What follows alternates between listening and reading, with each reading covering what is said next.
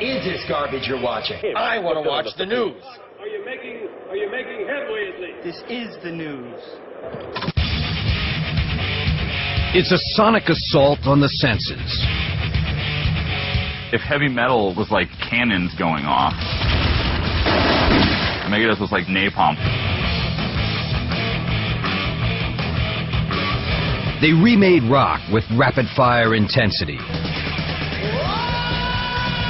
They were truly angry young men. The brainchild of a metal maniac, Megadeth mirrored the speed and savagery of frontman Dave Mustaine. He was just like a rabid dog, man. He would just be like, "Arr, arr."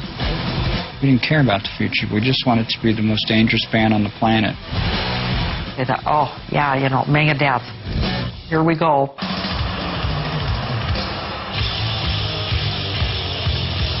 They became titans of speed metal, but while Megadeth was thrashing out music on stage, they were trashing themselves off it.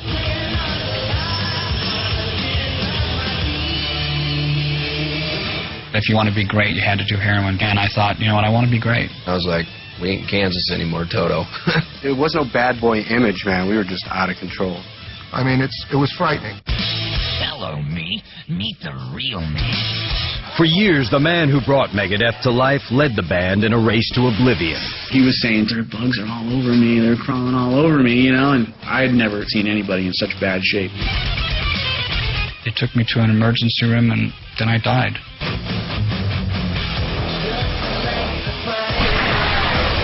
Now take a supersonic ride to the molten core of speed metal. Megadeth, the story behind the music.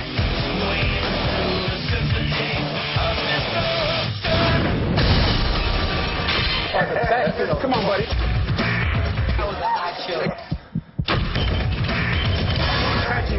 Step on back.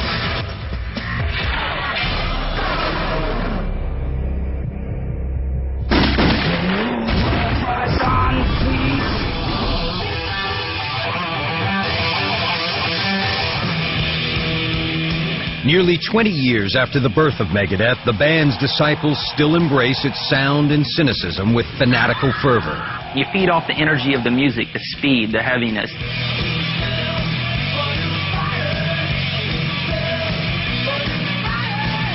You get to slam dance and stage dive. They were always heavier than everybody else. It's an energy, it's an adrenaline, and it's a rush. It was so brutally heavy. I'm like, man, that's great.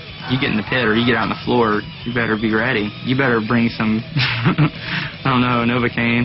After 2 decades of Megadeth mania, fans still pay homage to the band with bruises and blood.